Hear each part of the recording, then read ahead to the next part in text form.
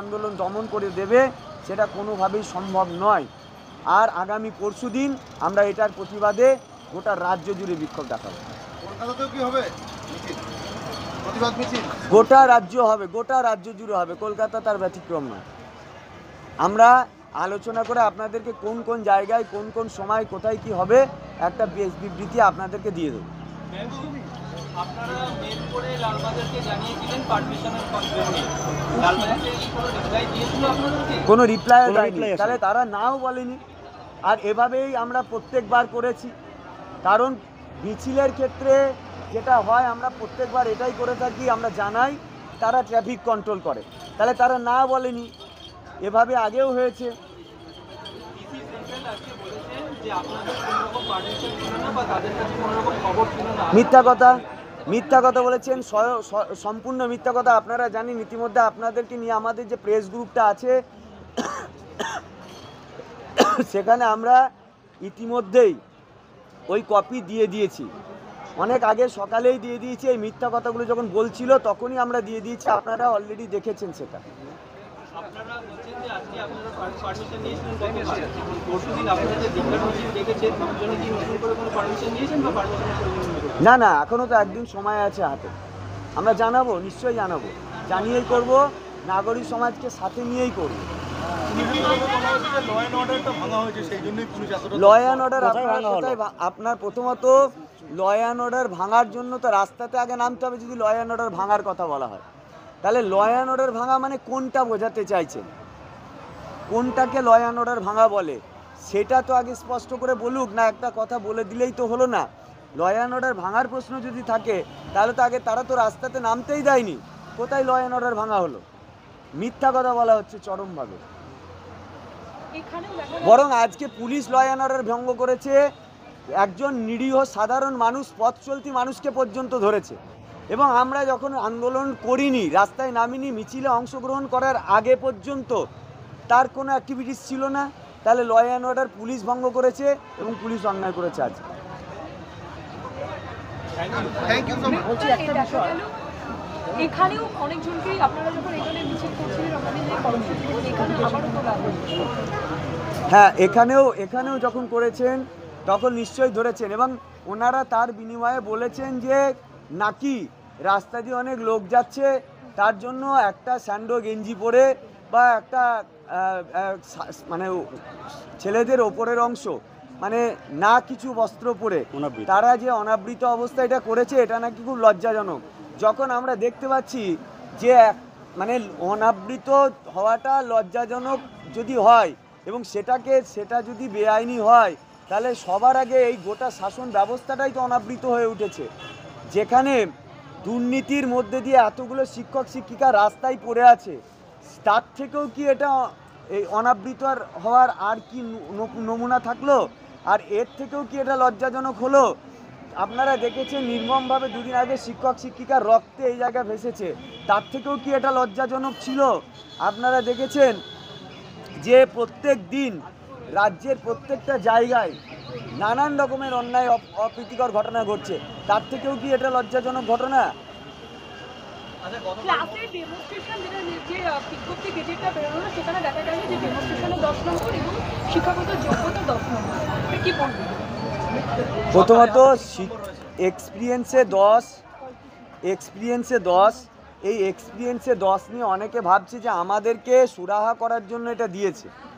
Experience মানেটা কি? শুধু এক্সপিরিয়েন্স, আমরা 7 বছর চাকরি করেছি, তাহলে এই 7 বছরের এক্সপিরিয়েন্স তো অনেকের আছে, যারা প্যারা টিচার, যারা কন্ট্রাকচুয়াল টিচার, যারা স্যাকতে পড়ায়, প্রচুর জন আছে যাদের এই ইয়েটা আছে। তাহলে স্পেশালি আমাদের কথা তো ভাবা হয়নি যে এটাতে আমাদেরকে ভিলেন তৈরি করে দেওয়ার মতো বলা হলো, যে এদেরকে বোধহয় দেওয়ার জন্য অন্যরা ভাবছে, কিন্তু অন্যদের এটা বোঝা দরকার যে এটা শুধু আমাদের জন্য নয়, যারই টিচিং এক্সপিরিয়েন্স আছে তারই।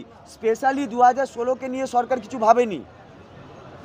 ভাবেইনি 16কে নিয়ে, মানে তাদের দুর্নীতি করলো, কোর্ট তাদেরকে বাঁচালো, আমাদেরকে রাস্তায় ফেলে দিল, এখনো পর্যন্ত আমাদের জন্য কিছু ভাবেনি। এবং দেখুন আজকেও এই যে সেই মাস্টারমশাই কসবাতে যাকে লাথি মারা হয়েছিল, আজকে তাকে পিঠে দেখুন কি অবস্থা করেছে। রক্তাক্ত করেছে। এটা লজ্জাজনক নয়, এটা লজ্জাজনক নয়, এটা অনাবৃত ব্যাপার নয়। এর থেকেও নগ্নতা কিছু আছে?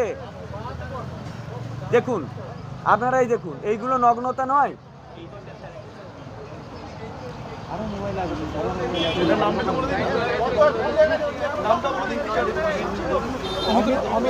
অমিত রঞ্জন ভূঁইয়া।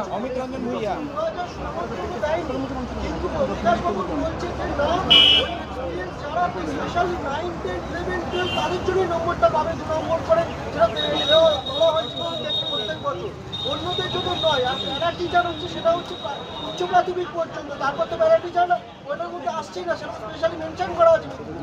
না না, এই যে বলেছে যে 9, 10, 11, 12, আচ্ছা বলুন তো, যদি এটা স্পেশালি এভাবে বলে তাহলে তো আরও বড় দ্বিচারিতা। কারণ টিচিং এক্সপিরিয়েন্স বলেছে, কথাটা হচ্ছে টিচিং এক্সপিরিয়েন্স। তার মানে টিচিং এক্সপিরিয়েন্স, ধরুন আমার আগে যে স্যার ম্যাডামরা 9, 10-এ টিচিং করছেন, মানে নর্মাল সেকশনে টিচিংটা করছেন, তারা এখন 11, 12-এ বসতে পারবে না? যদি তাদের বয়স থাকে তারা তো বসতে পারবেই। তাহলে তারাও তো এটা পাবে, কারণ তারা তো এতদিন টিচিং এক্সপিরিয়েন্স করছে, সেই এক্সপিরিয়েন্সটা তো আছে। স্পেশালি আমাদের জন্য বলা হয়নি, এটা ভুল প্রচার করা হচ্ছে এবং আবারও আমাদেরকে ভিলেন বানানো হচ্ছে। হ্যাঁ, আমাদেরকে কিছু দিয়ে ভিলেন বানানো আলাদা ব্যাপার, কিন্তু আমাদের কিছু দেয়নি, কিন্তু তারপরেও ভিলেন বানাচ্ছে কেন? আগে কিন্তু কোনো 9, 10 বা এই ধরনের নিয়োগের কোনো বিধি ছিল না। এবছর কিন্তু সেটা কোর্টের অর্ডারের পর ইনক্লুড করা হয়েছে। আগে যেটা হতো 5 to 10, তারপর 11, 12। সেক্ষেত্রে এই অর্ডারে কিন্তু যারা 2016 আছে তারাই বেনিফিট পাবে। আচ্ছা, 5 to 10 যারা আপনারা জানেন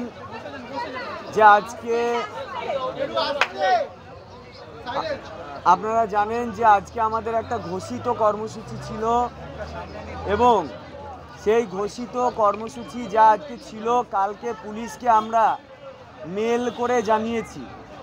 একটা কথা ভুলভাবে বলা হচ্ছে এবং আমরা শুনলাম যে নাকি পুলিশ বলছেন যে কোনো পারমিশন ছিল না, কোনো কিছু ছিল না, জোর করে এটা করানোর চেষ্টা চলেছে ইত্যাদি ইত্যাদি। কিন্তু এটা সম্পূর্ণরূপে মিথ্যা একটি কথা।